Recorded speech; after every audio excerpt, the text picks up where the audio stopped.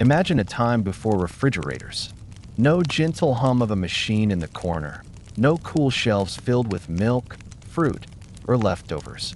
Instead, you live in a world where the heat of summer presses down each day, where food spoils quickly if left in the open, and where every meal is a race against time. This was the daily reality for ancient people who had to find ways to preserve their food long before electricity or iceboxes were even imagined. From the moment they gathered harvest from the fields or pulled fish from the river, the question was urgent. How do we make this last? Without a solution, bread grew stale, meat spoiled, fruit softened into rot. Hunger was never far away, and so human creativity rose to meet the challenge. Across the world, people dug deep cellars into the earth, packed jars tightly with oil or honey, salted fish until it was hard as stone, smoked meat over slow fires, and learned to dry fruits beneath the sun. Some even carved blocks of ice from frozen rivers in winter and stored them in pits, covered with straw, to keep through the summer months. Every culture discovered its own methods, shaped by climate, resources, and tradition. What seems ordinary to us today, a pantry, a storage jar, a cool cellar, was once a vital invention, the difference between survival and famine. These methods were not just about keeping food edible. They shaped diets, trade, even the rhythms of daily life. Salt became more valuable than gold in certain times. Spices traveled across continents, and families built their routines around preserving enough food to survive the lean months. Tonight, we will step into that world. We will explore the quiet, ingenious methods that ancient people used to preserve their food without refrigerators. We will imagine cool underground chambers lined with jars, the steady smoke of fires drying. Meat, the tang of salted fish, the sweetness of dried figs stored for winter. We will walk slowly through these forgotten rhythms, seeing how ordinary people turned fragile harvests into lasting nourishment. So settle in. Let the noise of your own world fade, and prepare for a journey into the calm ingenuity of the past. And if you enjoy wandering through these forgotten corners of history, remember to like and subscribe so these quiet stories can find you again. Life in the ancient world was always lived with an awareness that food could not be trusted to last. From the moment a loaf of bread was pulled from the oven or a fish was taken from the river, time was already ticking. The air itself seemed to work against preservation. The warmth of the sun, the dampness of rain, the endless hunger of insects, and the invisible spread of decay all conspired to make each meal fleeting. People could not set aside baskets of fruit and expect them to remain sweet for long. They could not kill an animal and simply assume its meat would stay fresh. They could not pour milk and return to it later in the day. Everything spoiled. Everything was fragile. And so the ancient world carried within it an endless awareness that food was always at risk. That each day brought with it a quiet struggle against hunger. When dawn broke over a village or city, people rose not only to greet the sun, but to begin again this battle with time. Bakers set their dough to rise in the hours before light, knowing that bread baked in the morning would rarely last into the following day. Fishermen rushed to bring their catch into the markets, calling out to buyers before the heat of noon turned their prize into waste. Farmers picked vegetables carefully, selling or cooking them immediately, lest they soften and sour by the next sunrise. Housewives stirred pots not with the intention of leftovers, but with the careful eye of someone who knew that anything uneaten would likely become unsafe by nightfall. There was no concept of storing for later, unless one had taken specific, practiced steps to preserve. The idea that food could wait was a luxury of another world. Far in the future, the struggle was constant, and it shaped not only how food was handled, but how life itself was lived. Families gathered close to their meals, eating together, finishing what was prepared. Waste was not only frowned upon, but dangerous. To throw away spoiled food was to admit defeat against time. to lose a portion of the harvest or the catch that might mean the difference between comfort and hunger. Illness, too, was a lurking danger. Meat left too long in the warmth, bread left damp, fruit too soft to eat, all carried risks that people understood through hard experience. Generations passed down knowledge of smells, textures, and signs. The sourness of milk, the sharp odor of fish, the discoloration of meat. These were warnings. People learned to listen to their senses, to trust their instincts, to guard themselves against the unseen dangers that spoiled food carried with it. The climate added to the challenge. In hot regions, preservation was almost impossible without careful methods. Fish turned quickly, meat grew sour, fruit collapsed into mush. In cooler lands, food lasted longer, but damp air brought its own dangers.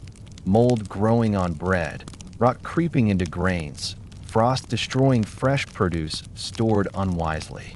The seasons, too, played their part. In summer, food spoiled fast.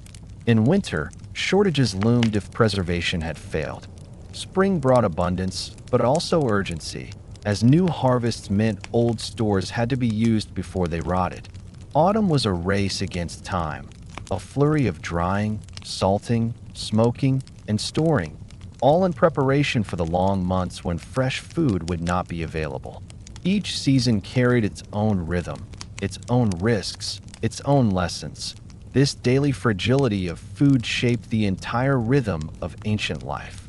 Markets opened not only as places of trade, but as urgent centers of exchange where goods had to move quickly. The fisherman's call at dawn was not only commerce, but survival, a plea to move his catch before the sun destroyed it. The farmer's stall brimmed with fresh greens, but only for the hours of the morning.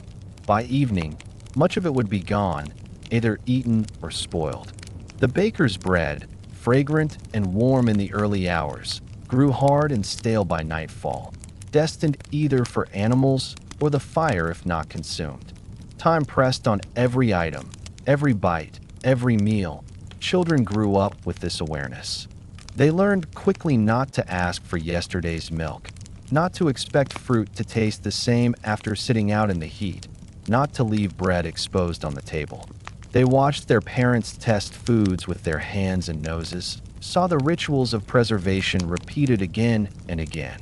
They learned to help, carrying small baskets of herbs, spreading fruits in the sun to dry, watching smoke rise from meat hung above the fire. From their earliest years, children understood that food was fleeting, that survival was tied to vigilance, and that preservation was as important as harvest itself. Hunger hovered always near. A spoiled harvest, a ruined storehouse, or a few days of bad weather could shift a family from comfort to fear. Communities celebrated not only abundance, but safety. Jars sealed tightly against damp, sacks of grain stored high and dry, smoked meat hanging ready for winter. These were signs not of luxury, but of survival. Preservation was not an afterthought. It was a foundation of life. Without it, there could be no certainty, no endurance through the changing seasons. And yet, even with all their methods, even with all their vigilance, the ancients lived with an acceptance of fragility. They knew that food was a gift, a temporary blessing, one that demanded care each day. They understood waste as danger, spoilage as a constant threat, hunger as something never far away. Their lives remind us of a truth we too easily forget, that food is not eternal, that abundance is fragile, that survival depends on awareness.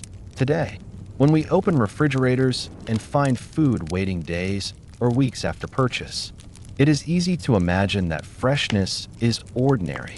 But for ancient people, freshness was fleeting, and preservation was the only barrier between nourishment and emptiness.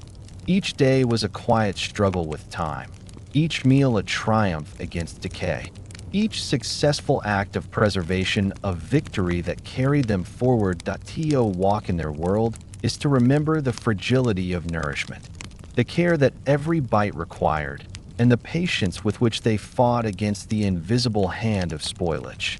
Their story begins here, in the endless struggle to keep food safe, in the constant awareness that life itself rested on the thin line between preservation and loss. If we close our eyes and step into the daily world of the ancients, we find ourselves surrounded not by the conveniences we know today, but by fragile abundance. Food that could vanish into spoilage at any hour. For this reason, one of humanity's earliest and most practical inventions was not a weapon or even a tool of agriculture, but the humble cellar. Across civilizations, from villages carved into the earth to grand villas with carefully built storage chambers, the earth itself became the ally of people who needed to protect what they harvested. Cool, dark, steady, the underground was a silent guardian, a natural refrigerator long before the idea of mechanical cooling had been born.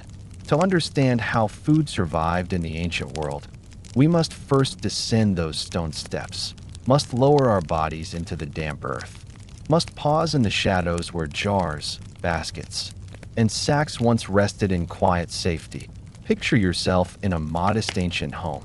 Above ground, the heat of the day is already pressing against the walls, filling the air with the buzzing of insects and the sharp scents of dust and sweat.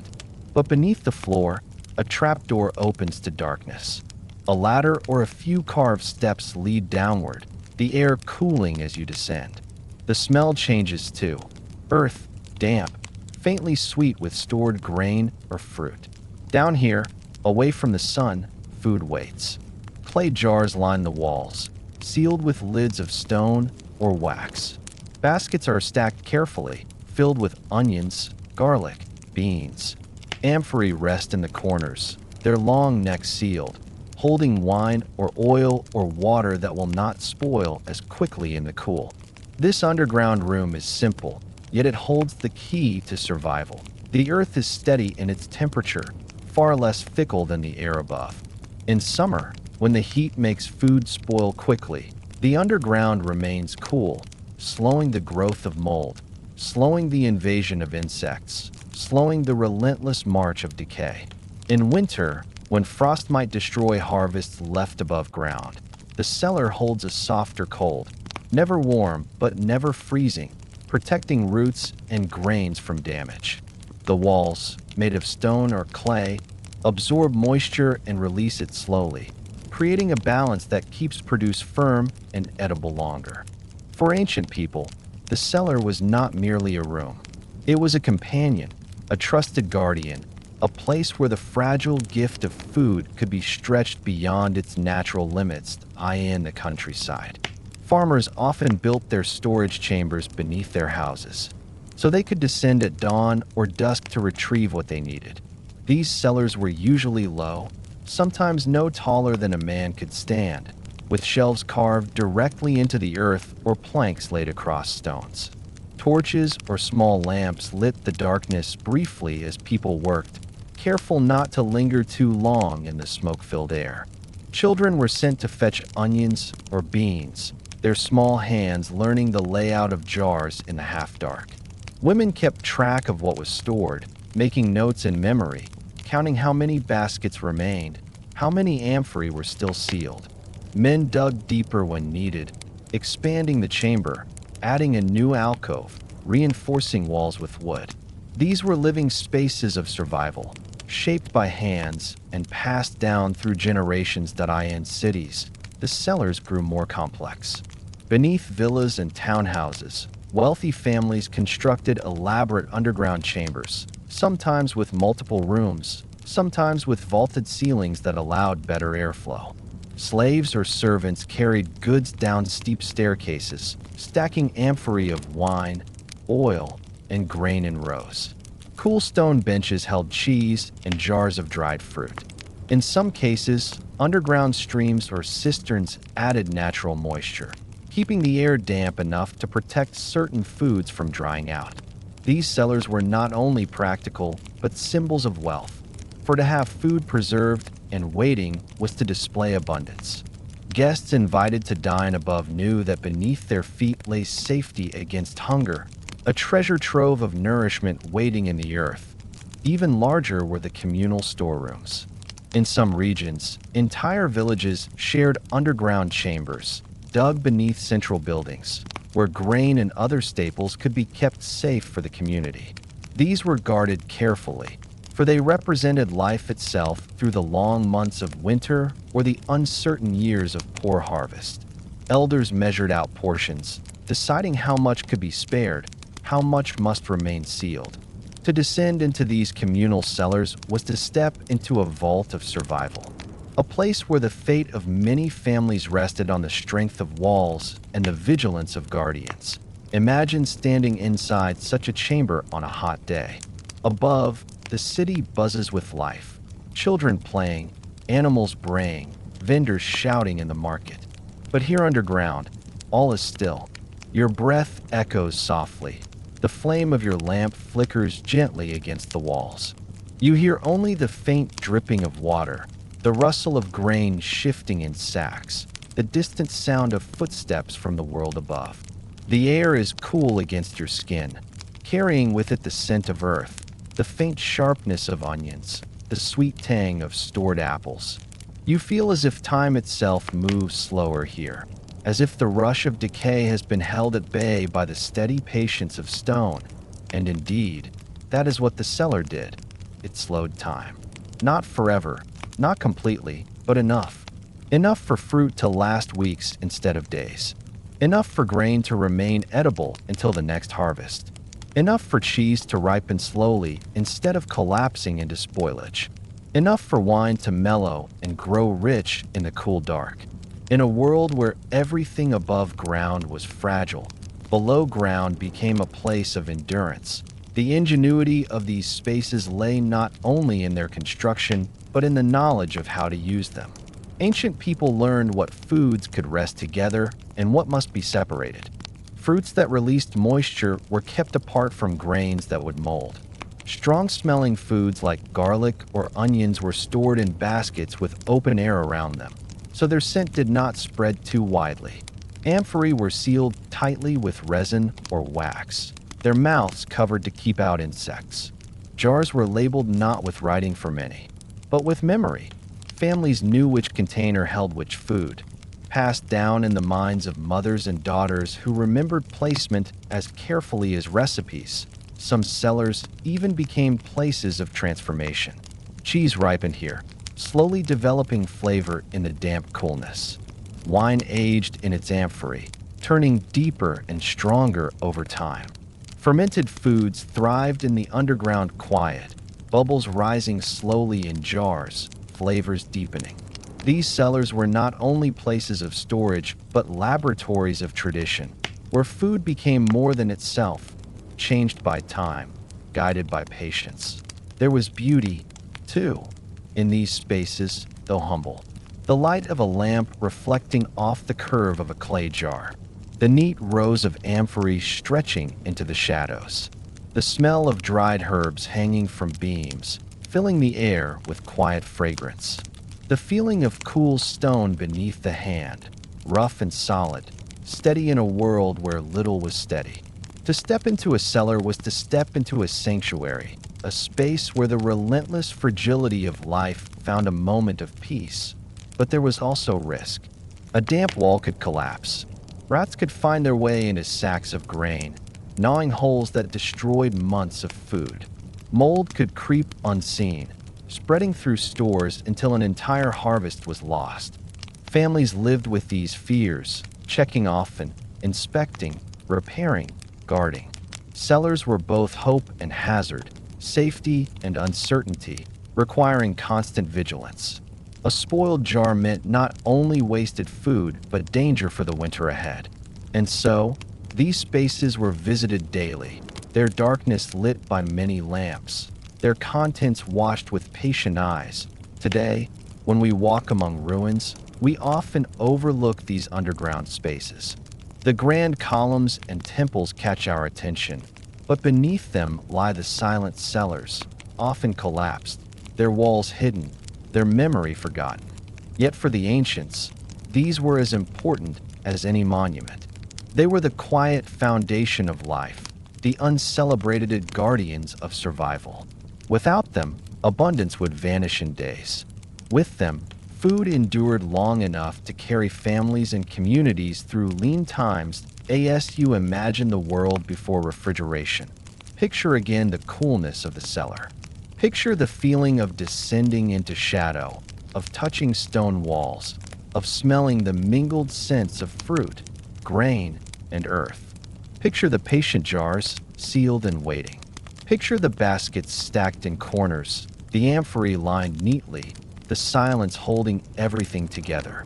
And let yourself feel what they must have felt: a deep gratitude, a quiet relief, a fragile trust in the earth itself to protect what was most precious. Because in the end, these cool underground storages were not only practical, they were symbols of endurance, of the human ability to adapt, to use the natural world to defend against hunger. They remind us that even without machines, without technology, our ancestors found ways to survive, to preserve, to endure. And in their shadows, in their damp stone walls, their story still lingers, waiting like the food they once held, safe, quiet. When we imagine the survival of food in the ancient world, we must imagine not only the people who grew it or the earth that sheltered it, but the vessels that held it safe. The story of preservation is also the story of containers, clay jars with broad shoulders and narrow necks, amphorae carried across seas, sealed pots buried in earth, simple baskets hardened with wax or resin to resist damp. Without containers, abundance spilled away. With them, harvest could be stretched, liquids carried, goods traded. In the ancient world, the vessel itself was as valuable as its contents, for it allowed food to last longer than nature intended. To step into a market or a storeroom was to see not only fruits, grains, oils, and wines, but endless rows of jars, amphorae, and sealed containers, each one a silent guardian of nourishment. Clay was the material of choice, abundant and adaptable, shaped by human hands into countless forms. Across civilizations, potters worked at wheels or with simple coils, smoothing and shaping vessels with practiced care. They knew the curves that held liquids best, the thickness that resisted cracks, the glazes that sealed pores. A jar was not simply a jar. It was a decision, a craft, a choice that determined how long its contents would endure. Wide-mouthed jars allowed easy filling of grain or fruit, while narrow-necked amphorae protected oils and wines from too much air. Flat bases suited cellars and storerooms, while pointed ends allowed amphorae to be stuck upright in racks on ships or buried partly in the ground. Each design reflected purpose, refined through generations, tested by survival. Imagine a potter at work. His hands are stained with clay, his wheel spinning steadily as he shapes a vessel that will one day hold olives or honey. The walls rise beneath his fingers, smooth and even, his eyes steady, his touch precise. Around him, finished jars stand drying in the sun, their surfaces pale, awaiting the fire of the kiln that will harden them into permanence. Nearby, other jars already finished gleam faintly with a coating of resin or wax, their mouths sealed with lids of clay or stone. To make a container was to make a promise that what was harvested in the abundance of summer would remain safe in the scarcity of winter, that the sweetness of figs or the strength of oil would endure beyond their natural span. The amphora, with its tall body and twin handles, became one of the most iconic vessels of the ancient world. Seen in shipwrecks at the bottom of the sea, stacked in warehouses of great cities, lined in rows in markets and homes, amphorae carried the essentials of life: oil, wine, water, grain, fish sauce. They were both practical and symbolic. To see a storeroom full of amphorae was to see wealth, abundance, security. To receive one as a trade good was to gain not only its contents but the trust that it had been sealed, protected, preserved. Ships crossing seas carried hundreds of amphorae in their holds, wedged together, their pointed ends resting in sand or racks, their necks sealed with resin and covered with stoppers of wood or clay.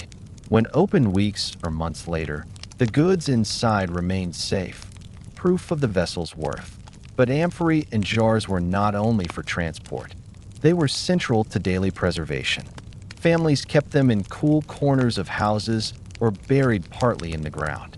Some jars were lined with pitch to keep liquids from seeping, others with honey to add sweetness and seal. Lids were pressed down with clay and marked with the handprint of the maker or the owner. In some cases, jars were buried entirely, hidden in pits, their contents meant to last for months unseen. To open such a jar was to open not only food, but time itself, to taste the summer months later in the depth of winter. Consider the small gestures of daily life around these containers. A woman removes the lid from a jar of dried figs, their sweetness still intact, the smell of sun lingering even in the cool shadows of a cellar. A boy dips a ladle into a tall amphora, drawing out oil that glistens golden in the light. A merchant pries open the stopper of a jar of grain, running it through his fingers to test its dryness. A traveler accepts a sealed amphora of water, knowing it will remain clean and drinkable through days of journeying. Each gesture is simple, yet each relies on the silent work of clay and seal, on the container's ability to hold back the decay that always pressed from outside. The artistry of sealing was as important as the container itself. A jar unsealed was a jar wasted. People used wax, resin, cloth tied with cord, clay stoppers pressed firm, even layers of ash or sand packed tightly on top. They knew that air was the enemy, that insects and moisture slipped through the smallest gaps. The act of sealing became a ritual, done with care, with patience. A father teaching his son to press wax around the rim. A mother showing her daughter how to tie cloth tight with cord.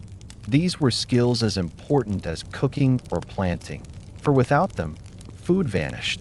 The variety of containers reflected the variety of needs.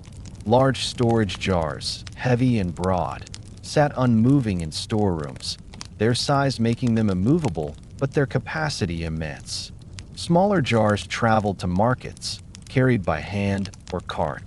Amphorae crossed seas and rivers, their durability tested by waves and storms. Tiny pots held spices, herbs, or medicine, precious goods that needed extra care. Each vessel had its place, each design its story. In every household, in every market, in every ship, the silent presence of jars and amphorae formed the backbone of preservation. The sound of such vessels filled daily life. The scrape of a lid lifted, the hollow echo of grain poured into clay, the faint glug of oil drawn from an amphora, the dull thud of a jar set down on stone.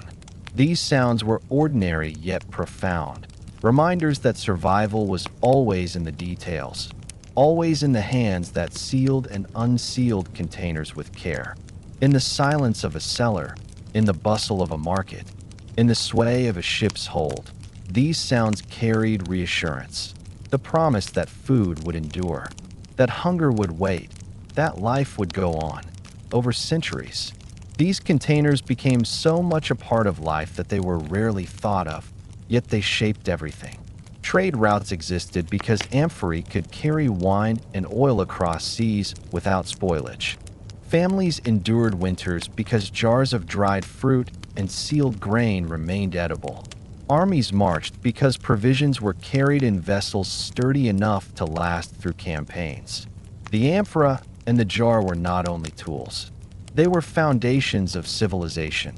Today, when we see their broken forms in museums or scattered fragments in the soil, we see only shards of clay, silent and still.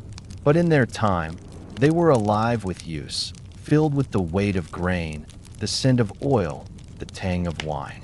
They were lifted, carried, sealed, opened, used daily, touched by countless hands. To walk among them in the ancient world was to walk among guardians of survival, each one holding the fragile gift of preservation. As we imagine the world before refrigeration, let us not forget the vessels. The amphorae standing tall in ships' holds, the jars resting in cellars, the sealed containers buried in earth. They were as important as the food they held, as essential as the harvest itself. They turned abundance into endurance, fragility into security, daily life into survival. Among all the discoveries that shaped how humanity survived without refrigerators, one stood above nearly every other: salt. A simple crystal, small and ordinary to the eye, yet powerful enough to transform fragile, short-lived food into something that could endure. To the ancients, salt was more than a seasoning. It was a shield, a guardian, a silent protector that stood between abundance and hunger, between survival and loss. When harvests came in, when fish were caught, when animals were slaughtered, salt was the difference between fleeting nourishment and lasting sustenance. Entire communities built their routines around it. Entire trade routes depended on it, and entire empires understood that without salt, the rhythm of life would falter. Imagine standing in a small ancient village on the coast. Fishermen return with their catch, the sunlight glinting off scales still wet from the sea. Without salt, these fish would spoil within hours, their flesh softening, their smell turning sharp. But with salt, the story changes. The fish are cleaned, split open, and packed layer upon layer in wooden tubs. Between each layer, handfuls of coarse salt are spread, grains falling like tiny stones, sinking into flesh, drawing out moisture. Soon, the fish are firm, their juices replaced with the silent crystal's protection. Days later, weeks later, even months later, the fish will still be edible, safe to eat, their flavor strong but enduring.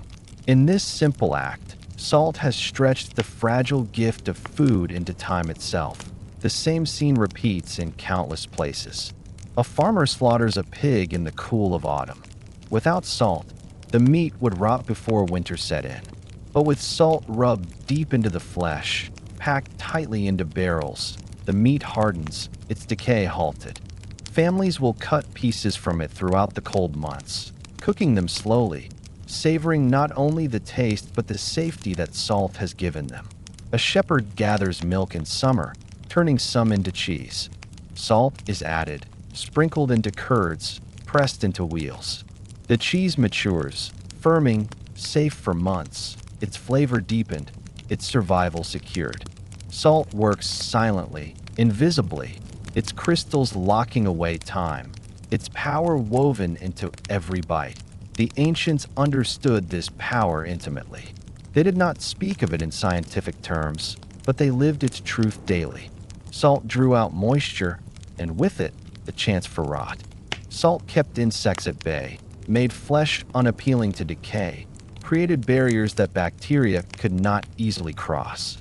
Salt transformed food not by disguising it, but by preserving it, holding it steady against the relentless march of spoilage. In its presence, families felt relief, comfort, endurance. Without it, they felt fear. Because of this, salt became more than a kitchen staple. It became wealth. Mines, marshes, and coasts where salt could be gathered became centers of prosperity. Traders carried sacks of salt across deserts, along rivers, through mountains. Armies marched with salt rations, ensuring their food lasted beyond fresh supplies. Markets thrived not only on grain and oil but on salt, measured carefully, sold at prices that sometimes outweighed even gold.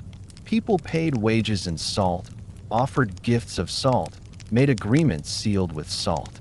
To possess salt was to possess security, and to lack it was to be left exposed to hunger. Picture the harvest season in an ancient city. The fields yield grain, the orchards give fruit, the hunters bring back animals. Families gather in courtyards, working together to preserve what they can. Jars of fruit are dried, meat is smoked over fires, but always, salt is present.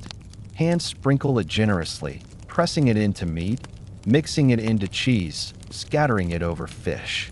The air smells sharp, the crystals crunch beneath feet.